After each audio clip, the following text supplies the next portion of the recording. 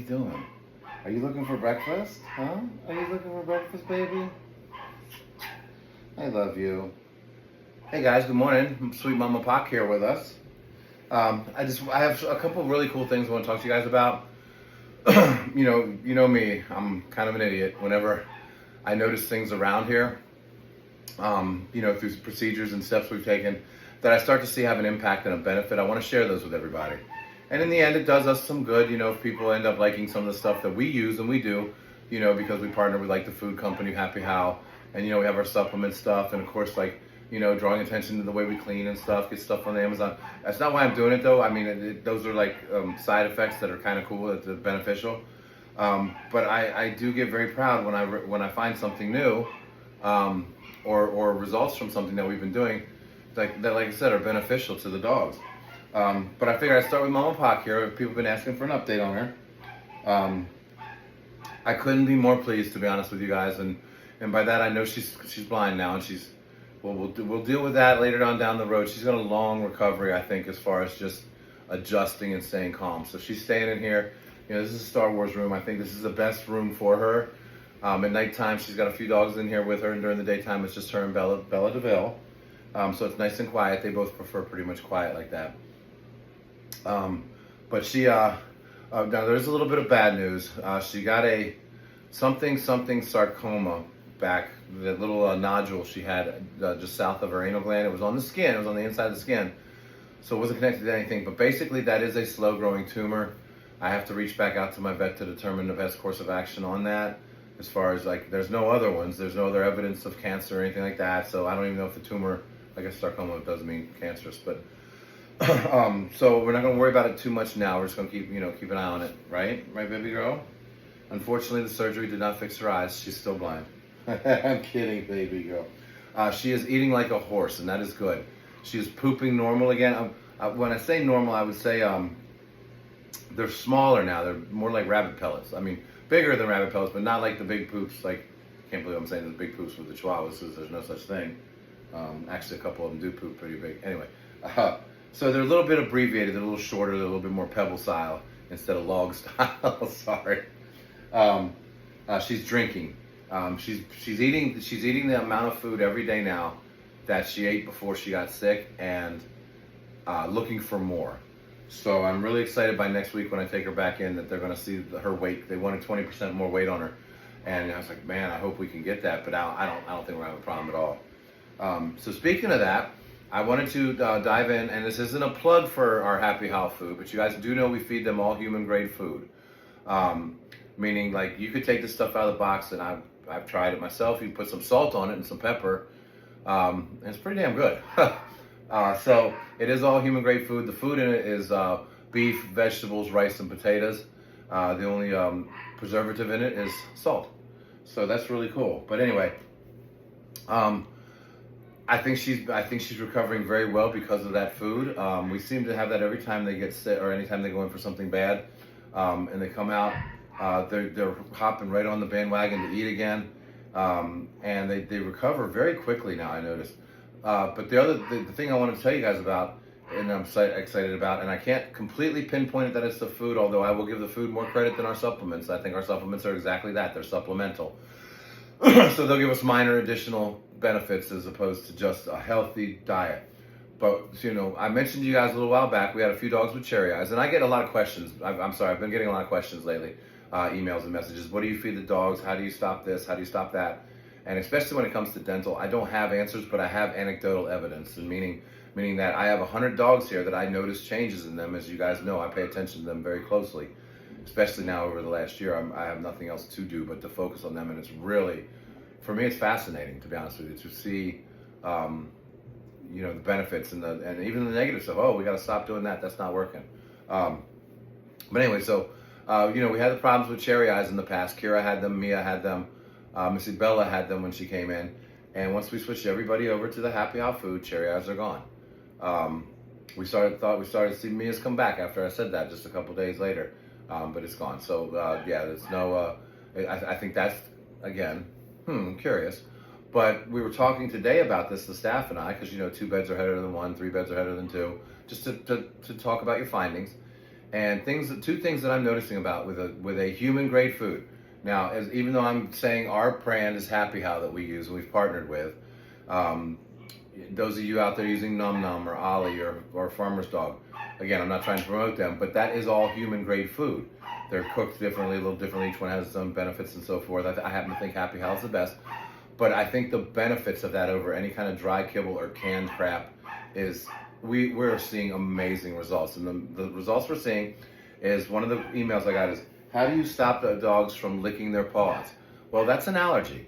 And it could be environmental. It could be, we don't have anything in the house that's scented or anything like that. But it also could be food. And so we have no dogs licking paws. And most importantly, we had a lot of dogs over the years. You can probably look back through some of the pictures. Finn was a notorious one. Waffles was one. And DQ even. They would have the black under the eye, and they would get the eye boogers and the eye crust. And you really don't think anything of it. Some of them have it, some of them don't. Well, I'm proud to say I'm looking around this morning, and for the first time ever, it's been like this for a while because the staff has actually notified me about it and said, Bobby, did you notice so-and-so didn't have this anymore? I looked and searched for every single dog here. There's not one dog that has these eye boogers, the blackened, the eye stains, the tear stains. So, and again, other than the food, what else could it be, right? So I'm very amazed and impressed with that.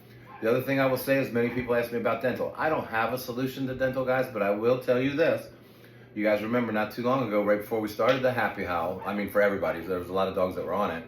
But when we went blanket to getting everybody on it, we jumped in feet first, and this has been going on for almost a year now. Leading up to that, we had a lot of dentals being done, and a lot of dentals needing done. Now, I can go through and look at all the dogs' mouths, and I'm sure there's going to be some dentals that need done, but nothing is like it was. Their mouths don't stink like they used to. I'm thoroughly impressed now that I stop and look at everything of the health benefits of eating a human grade food. And again, I promote the one that we do, but any of them beat the living daylights out of dry kibble or canned food. So just if you're thinking about that, you want to keep your vet bills down, you want to keep your dogs happy, you want to have them live longer, make the investment. Spend it on human grade food. It's amazing. And I will tell you this, the dentals haven't gone away completely. I know they would go away. There is one method that I think is better than this, and I know this personally. This is a little bit of knowledge. You can turn the video off here, but this is me personally from my anecdotal experience. For my last show competing about years ago, and even a little bit before that, I learned about the ketogenic diet, actually like 12 years ago. So I've been off and on ketogenic, and what ketogenic is, guys, it's high fat, moderate protein, and pretty much zero carb. 20 carbs a day or less is true ketogenic. You've heard of the version of the carnivore diet. That's actually the most purest form of it. And if you think about it, why am I saying this? This ties into their dental, guys.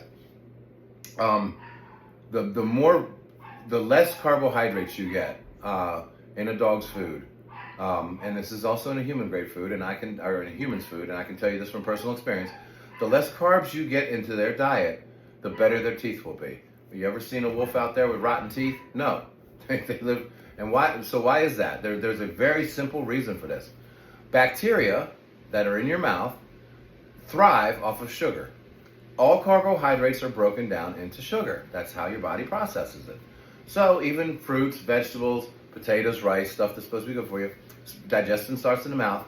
And every single one of you know this. Every single day that you eat, and if you're not on ketogenic, which most of you probably aren't, end of the day, you got furry teeth. Next morning, you got furry teeth. That's the bacteria growing shit. When I am truly ketogenic and there's no carbohydrates in my diet, my teeth are, and I still brush them twice a day, but my teeth are squeaky clean, meaning the bacteria don't have an opportunity to grow. So I'm transferring that. Even though there is carbs in this food, it's not the processed carbs. It's not the direct sugars. Yes, it's starches from the rice, but it is brown rice, which is slower digesting. But the brown rice and potato and the vegetables, those are all kind of natural carbs. So even though they're going to get some buildup, it's not like the processed shit that you're going to get in the dry dog food, all the crap that they add back to that, or the canned dog food, which is even worse for their teeth. So there's another benefit, because again, health also, digestion starts in the mouth, health starts in the mouth, especially for your dogs. Okay, I can't tell their teeth go bad, it gets into their jaws, obviously they can't eat, and so on and so forth. they start sending bacteria down their throat. They get respiratory infections. They're chronic respiratory infections. The coughing, almost like a collapsed trachea. You can't get rid of it. Heart conditions, etc., etc., etc. So it all starts in the mouth. And again, I believe like a low carb, and the carbs that you have are natural, more starches than actual sugars, and roughage, such as the vegetables. Those are way beneficial. Like I said, the ideal way would be to eat would be ketogenic, or natural. I'd even love doing a raw food diet. I just can't.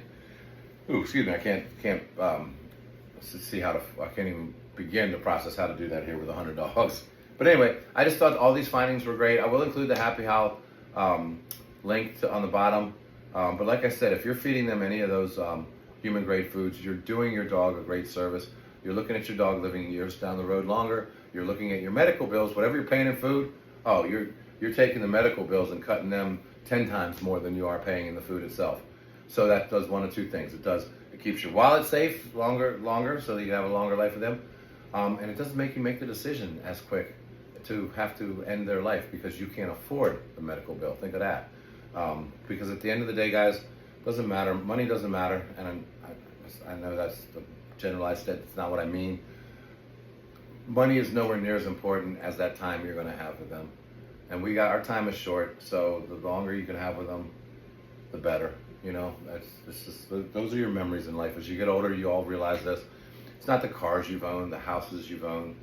It's the pictures on the wall. You know, it's the memories of the get-togethers, the weddings, the funerals, even. You know, the family things, the cookouts.